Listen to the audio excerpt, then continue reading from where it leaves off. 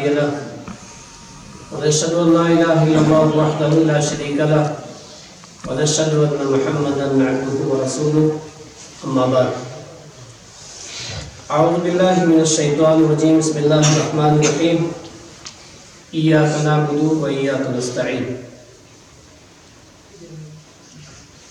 اللهم صل على محمد وعلى آل محمد كما صليت على إبراهيم وعلى آل إبراهيم إنك حميد مجيد اللهم بارك على محمد وعلى آل محمد كما باركت على إبراهيم وعلى آل إبراهيم إنك حميد مجيد.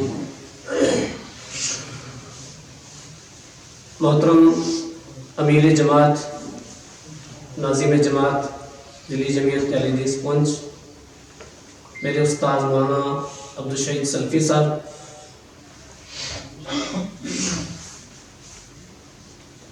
مفتی اعظم مولانا عبدالباسط مدنی صاحب، علماء اکرام، بزرگوں، نوجوانوں، عزیز طلبہ، اللہ تعالیٰ کا لاکھ لاکھ شکر ہے کہ ان پروگراموں میں ہم حاضر ہوتے ہیں. ضروری نہیں کہ ہر عالم کی تقریر ہو، ایک تقریر دو تقریر بھی ہوتی ہیں، الحمدللہ ہمارے لیے وہی کارگر ہے. اس سے پہلے بہت سے موضوعات آپ نے سنے، خصوصاً جو میں نے سنا شیخ عبدالباقی صاحب کا جو ناظم دعوت و تبلیغ ہے اور الحمدللہ بہت محنت کر رہے ہیں، اللہ تعالیٰ ان کی محنت کو قبول کرے. یہ باتیں انہوں نے رکھی، یہ باتیں ہماری نجات کے لیے بہت بڑی ہیں، کیونکہ معاملات بہت مین چیز ہوتی ہے، اور معاملات میں اگر بندہ خراب ہے تو یہ وہ چیز ہے جس کو اللہ تعالیٰ بھی معاف نہیں کرے گا. اللہ تعالیٰ ہم سب کو عمل کی توفیق عطا فرمائے. میں نے جو آیت کریمہ سورہ فاتحہ کی پڑھی، میرا موضوع ہے توحید کی تدریس. سورہ فاتحہ میں 7 آیتیں ہیں. اللہ تعالیٰ نے 7 آیتوں میں اس آیت کریمہ کو بالکل بیچ میں رکھا ہے، 3 شروع میں اور 3 اخیر میں، اور یہ آیت کریمہ ایک دم بیچ میں. ایاک نعبد و ایاک نستعین، ہم تیری ہی عبادت کرتے ہیں اور تجھ ہی سے مدد مانگتے ہیں. توحید دین اسلام کی بنیاد ہے. توحید اسلام کی جڑ ہے. اگر توحید کو ایک جسم تصور کیا جائے، اگر اسلام کو ایک جسم تصور کیا جائے تو توحید جسم میں دل کا مقام ہوتی ہے. جیسے دل کے بغیر انسان نہیں، ایسے توحید کے بغیر اسلام کسی کا بھی ناممکن ہے، نہیں ہو سکتا. اسلام کو اگر ایک آنکھ تصور کیا جائے تو توحید آنکھ میں پتلی کا مقام ہوتی ہے، جس میں بینائی ہوتی ہے. بینائی نہ ہو کوئی فائدہ نہیں آنکھ سے. اسلام ہے توحید نہیں ہے، کوئی فائدہ نہیں ہے اسلام. توحید اسلام کی بنیاد ہے، توحید جڑیں ہیں. یہ مضبوط تو ساری چیزیں مضبوط، اور یہ مضبوط نہیں، جتنا چاہو اعمال کو مضبوط بنا لو وہ مضبوط نہیں ہو سکتے، وہ قابل قبول نہیں ہو سکتے. ایک شخص بہت محنت کرے اور بڑے بڑے اعمال کرے، بڑی بڑی نیکیاں کرے، لیکن اس کی توحید ٹھیک نہ ہو، اس کی وہ ساری نیکیاں، اس کی وہ ساری کاوشیں، اس کی ساری محنتیں بیکار اور بے سود ہیں، اس کو کوئی فائدہ نہیں. ایک شخص نے نیکیاں نہیں کی ہیں، کم کی ہیں، نیکیاں بھی ہیں، گناہ بھی ہیں، لیکن گناہوں میں ایک گناہ نہیں ہے، شرک نہیں. ایسا شخص کہ جس کے پاس گناہ تو بہت سارے ہیں لیکن گناہوں کی ایمان شرک نہیں ہے، بڑا گناہ نہیں ہے، شرک نہیں ہے، وہ جنت میں ایک نہ ایک دن ضرور آئے گا۔ لیکن جس کے پاس زمین و آسمان کے خلا کے درمیان نیکیاں ہوں لیکن توحید نہ ہو، شرک ہو ساتھ میں، وہ جنت میں کبھی نہیں جائے گا۔ دلیل کیا اس بات کی؟ اللہ رب العالمین نے اپنے نبی محمد عربی صلی اللہ علیہ وسلم کو مخاطب کر کے کہا وَلَقَدْ أُوحِيَ إِلَيْكَ وَإِلَى الَّذِينَ مِن قَبْلِكَ لَئِنْ أَشْرَكْتَ لَيَحْبَطَنَّ عَمَلُكَ وَلَتَكُونَنَّ مِنَ الْخَاسِرِينَ۔ سورہ زمر کی آیت نمبر 65 ہے۔ اللہ رب العالمین نے ارشاد فرمایا وَلَقَدْ أُوحِيَ إِلَيْكَ، اور تحقیق کہ یہ جو وحی ہم آپ کی طرف کر رہے ہیں یہ آپ ہی کی طرف نہیں، یہ آپ سے پہلے جتنے انبیاء آئے سب کی طرف یہ وحی ہے۔ لَإِنْ أَشْرَكْتَ لَيَحْبَطَنَّ عَمَلُكَ، میرے نبی اگر آپ بھی شرک کرو گے تو آپ کا عمل برباد ہو جائے گا۔ اللہ کے نبی صلی اللہ علیہ وسلم شرک کو مٹانے آئے، آپ نے کبھی شرک سوچ بھی نہیں سکتا بندہ، آپ نے شرک کا خاتمہ کیا، آپ نے صاف ستھرا دین چھوڑ کے گئے، لیکن اللہ تعالیٰ نے نبی اکرم صلی اللہ علیہ وسلم کو مخاطب کر کے کہا ہے کہ آپ بھی، اس کا مطلب کیا؟ انتہائی خطرناک گناہ ہے۔ اللہ تعالیٰ اس شخص سے کہ جس کو امام الانبیاء، سارے انبیاء کا سردار، سب سے محبوب اور چہیدہ نبی، جب اللہ تعالیٰ اپنے اس نبی سے کہہ رہا ہے کہ اگر آپ بھی شرک کرو گے تو آپ کا عمل بھی برباد ہو جائے گا، شرک کرو گے تو عمل برباد ہو جائے گا، اسی طرح سے اللہ رب العالمین نے سورہ انعام کے اندر آیت نمبر 88 میں 18 انبیاء کا ایک ساتھ ذکر کیا، اور ایک ساتھ ذکر کرنے کے بعد یہی جملہ ان کے لیے بھی کہ وَلَوْ أَشْرَكُوا لَحَبِطَ عَنْهُمْ، اگر یہ لوگ بھی شرک کرتے تو ان کا عمل بھی برباد ہو جاتا، ختم ہو جاتا۔ لیکن دنیا میں جتنے انبیاء آئے سارے انبیاء نے شرک کو مٹایا اور توحید کی دعوت دی۔ اللہ رب العالمین نے ارشاد فرمایا وَلَقَدْ بَعَثْنَا فِي كُلِّ أُمَّةٍ رَسُولًا أَنِ اعْبُدُوا اللَّهَ، ہم نے ہر امت میں رسول بھیجا اور اس رسول کی دعوت اول، دعوت آخر اور دعوت وسط یہی دعوت رہی أَنِ اعْبُدُوا اللَّهَ، ایک اللہ کی عبادت کرو، وَاجْتَنِبُوا الطَّاغُوتَ، طاغوت کی عبادت سے بچو، اللہ کے علاوہ جس کی عبادت کی جائے وہ طاغوت کی عبادت سے بچو، ایک اللہ کی عبادت کرو۔ سارے انبیاء کی دعوت کا مقصد اور سارے انبیاء کی اولین دعوت توحید ہی رہی۔ اللہ رب العالمین نے اپنے برگزیدہ پیغمبروں کو مخاطب کر کے کہا کہ اگر آپ بھی شرک کرو گے تو عمل برباد ہو جائے گا۔ اللہ رب العالمین نے اس آیت کریمہ کو اور ان انبیاء علیہ السلام کا تذکرہ کر کے ہم عوام الناس کو متنبہ کیا ہے کہ جب شرک کی موجودگی میں اپنے خلیل کی نیکی برباد کر سکتا ہوں تو ہماری نیکیاں کیا طاقت رکھیں گی، ہماری کیا حیثیت پھر، ہمارا کیا مقام پھر۔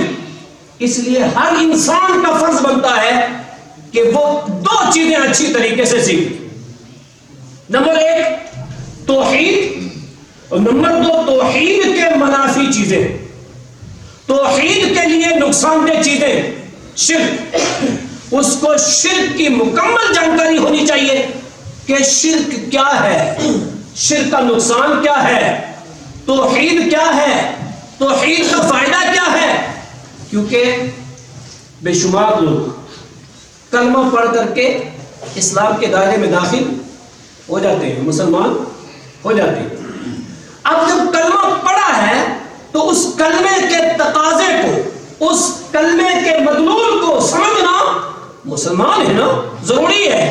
کھانے پینے کے طریقے، اوڑھنے بچھانے کے طریقے، ضروریات زندگی کے طریقے سب سیکھیں گے اگر ہم توحید کا تقاضا نہ سمجھیں اور شرک کا نقصان نہ سمجھیں تو کہیں ایسا نہ ہو کہ ہم معمولی شرک کر کے بھی اس کو شرک نہ سمجھیں، کیونکہ سب سے بنیادی چیز ہے توحید کا سمجھنا.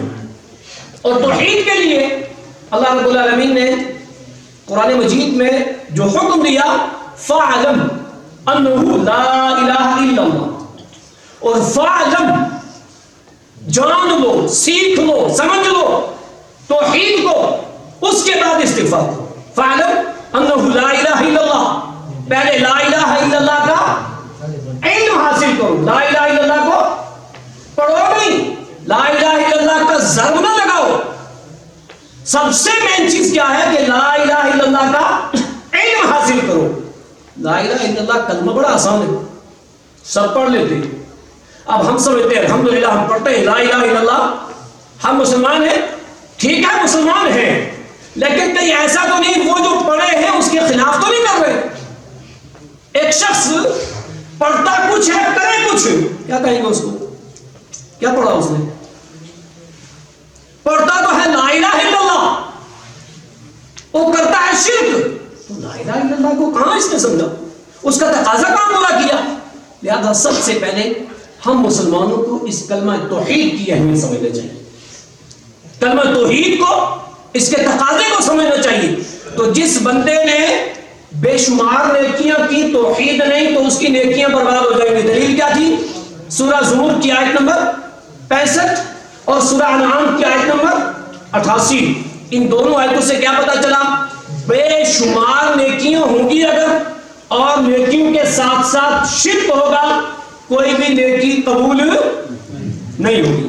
ایک انسان پنجگانہ نماز پڑھ لے بہت اچھی طریقے سے، خشوع و خضوع کے ساتھ، اخلاص کے ساتھ، نبی کے طریقے پہ، لیکن بغیر وضو کے پڑھ لے، ہوگی نماز؟ کبھی نہیں ہوگی. ہمیں ہر آدمی جانتا نہیں ہوگی نماز.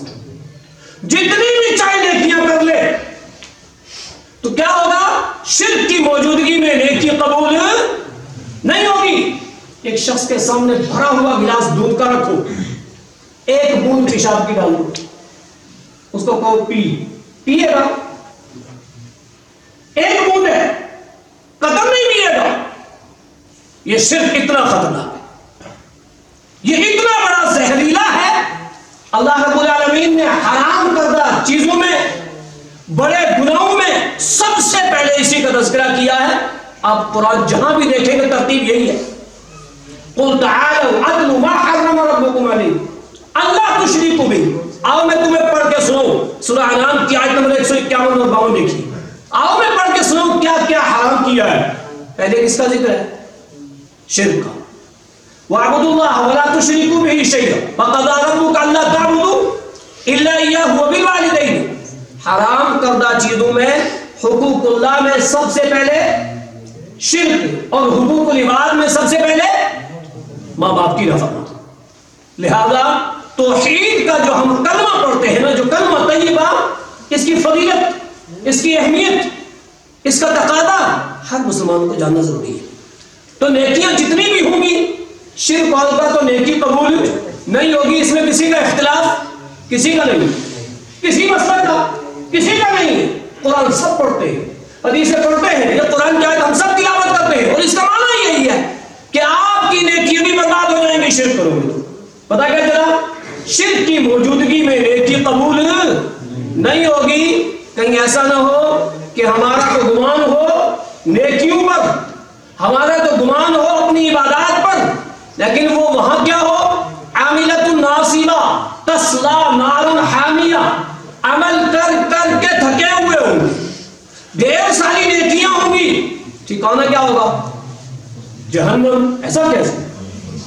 کون سا بڑا گناہ کر لیا؟ کیا ہو گیا؟ وہ یہی ہے سب سے خطرناک گناہ جو ساری نیکیوں کو ختم کر دے. اس کے برعکس اگر بندے کی توحید ٹھیک ہے، توحید ٹھیک ہے، توحید کے بعد ہر چھوٹی بڑی نیکی کرنی چاہیے، لیکن توحید ٹھیک ہے اور دوسرے گناہ ہیں، جنت میں آئے گا نا؟ ضرور آئے گا، ایک نہ ایک دن ضرور آئے گا. یہ توحید ہے. وہ کتنے بھی سزا بھگتے گا اپنے گناہوں کی، لیکن جنت میں آئے گا. اور توحید نہیں ہے، ساری نیکیاں ہیں، ایک بھی نیکی قبول نہیں ہے، کہاں رہے گا؟ جہنم میں رہے گا. ایک حدیث سنیے، حدیث اس طرح سے: وعن عبد الله بن عمرو بن عاص رضی اللہ عنہ ان رسول اللہ صلی اللہ علیہ وسلم ان اللہ سيخلص رجلا من امتی یوم القیامة فینشر علیہ 99 سجلا كل سجل مثل مد البصر فيقول اتنكر من هذا؟ قال لا يا ربي. أكتبتي الحافظون؟ قال لا يا ربي. أفلك عذر؟ قال لا يا ربي. بلى إن لنا عندك حسنة فيخرج البطاقة فيها أشهد أن لا إله إلا الله وأشهد أن محمد رسول الله فتوزع. فقال يا ربي مع هذه السجلات ومع هذه البطاقة؟ قال احضر وزنك. سنن ترمذی کی حدیث نمبر 2639 ہے. اللہ کے نبی صلی اللہ علیہ وسلم نے فرمایا اللہ تعالیٰ بروز قیامت میری امت میں سے ایک آدمی کو نکالے. سننا غور سے حدیث، میری امت میں سے، ان اللہ سیخلص رجلا من امتی، میری امت میں سے. پتا کیا چلا؟ امت محمدیہ کا بندہ ہو، اس بندے کو نکالا جائے گا اور اس کے گناہوں کے دفتر نکالے جائیں گے، رجسٹر نکالے جائیں گے، کاپیاں نہیں، رجسٹر، بڑے بڑے دفتر وہ کھولے جائیں گے. ہوں گے کتنے؟ 99 سجل، 99 رجسٹر، ایک دو نہیں، 99 رجسٹر گناہ، اور سارے گناہوں سے بھرے ہوئے. اب وہ 99 کے 99 رجسٹر گناہ کے اللہ رب العالمین اس بندے سے پوچھے گا کیا تیرے پاس کوئی عذر ہے؟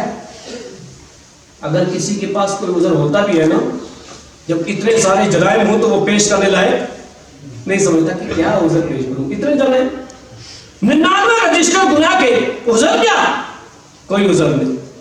اللہ رب العالمین اس بندے سے کہے گا اکتبتی الحافظون، وہ کرام کاتبین جو لکھتے رہے ان پہ تیرا کوئی عذر کہ تو نے کیا نہیں انہوں نے لکھ دیا ہے نا؟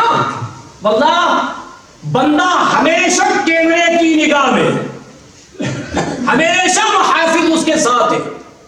وہ کہے کچھ فوراً لکھتے ہیں، وہ کرے کچھ فوراً لکھتے ہیں. اور یہی جو ہم کر کے کہہ کر کے اپنی کتاب، اپنا نامہ اعمال تیار کرواتے ہیں نا، ذرا سورہ قاف پڑھ کے دیکھیے وہاں کیا ہوگا.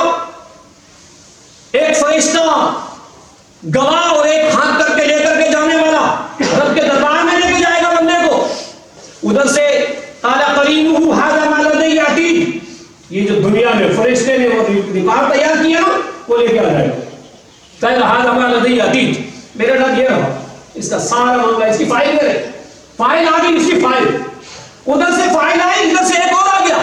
وقال قرینہ ربنا ما اطغیتہ ولکن کان فی ضلال بعید، ایک اور قرین آ گیا. دو جگہ نا قال قرینہ وقال قرینہ سورہ قاف میں. ایک قرین سے مراد فرشتہ جو اس کی نیکی لکھتا تھا، اور ایک سے مراد شیطان جو ہمیشہ اس کے ساتھ رہتا تھا. وہ شیطان آ کے کیا کہے گا؟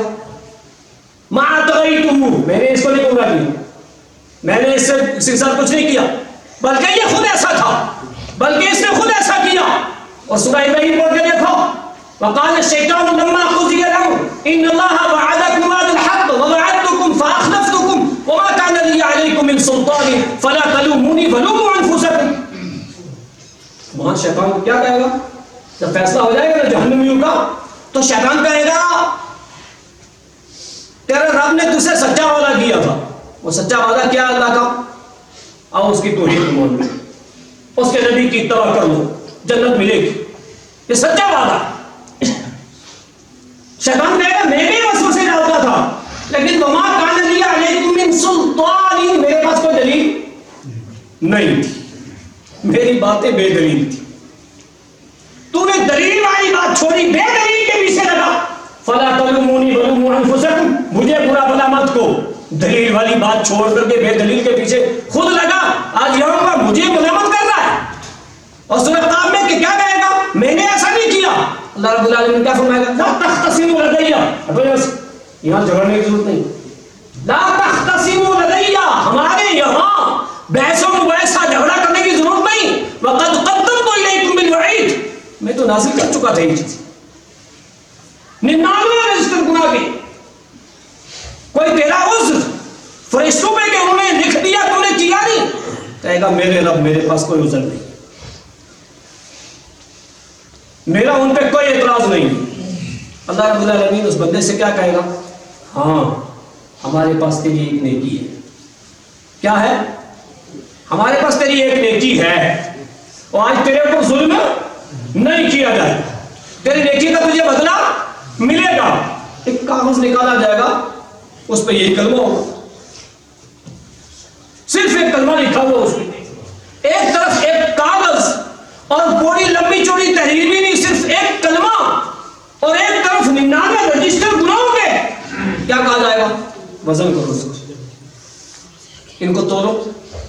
وہ بندہ کیا کہے گا؟ میرے رب کہاں ایک بطاقہ اور کہاں 99 رجسٹر، اور ہے بھی کتنے؟ مد البصر، جتنی دور نگاہ جاتی ہے نا انسان کی، اتنا بڑا دفتر، اتنی بڑی فائل، اللہ اتنا بڑا گناہوں کے 99 رجسٹر۔ وزن کرو، کیا وزن ہوگا میرے رب؟ یہ کیا مسئلہ؟ وزن کیا جائے گا تو حدیث کے الفاظ کیا ہے؟ فَلَا يَثْقُلُ مَعَ اسْمِ اللَّهِ شَيْئًا، اللہ اور اس کے رسول محمد عربی صلی اللہ علیہ وسلم کے نام کا مقابلہ کوئی چیز نہیں کر سکتی، کوئی اس سے وزنی نہیں ہو سکتی۔ یہ وزنی کیا ہے؟ توحید ہے۔ کیا ہو گیا؟ وہ 99 رجسٹر تو اوپر اٹھ گئے، یہ ایک بطاقہ نیچے رہ گیا۔ کیا تھا وہ؟ اللہ رب العالمین نے اپنی رحمت سے اس کے گناہوں کو معاف کیا، اور اس کی توحید کا بدلہ اس کو ملا، جنت ملی۔ گناہ کتنے تھے؟ 99 رجسٹر۔ نیکی کیا تھی؟ صرف توحید تھی۔ ہوا کیا؟ اللہ نے اس کو معاف کیا، اس کو جنت ملی۔ یہ سنن ترمذی کی 2639 نمبر کی حدیث ہے۔ اس سے کیا پتا چلا؟ توحید اگر ہے تو جنت ملے گی، گناہ جتنے بھی ہوں سزا بھگتے گا، جنت میں آئے گا۔ لیکن اگر توحید نہیں ہے تو نیکیاں جتنی بھی ہوں گی وہ قابل قبول نہیں ہوں گی۔ اسی طرح سے ایک اور حدیث کہ ایک بندہ اگر توحید پر ہے، اس کی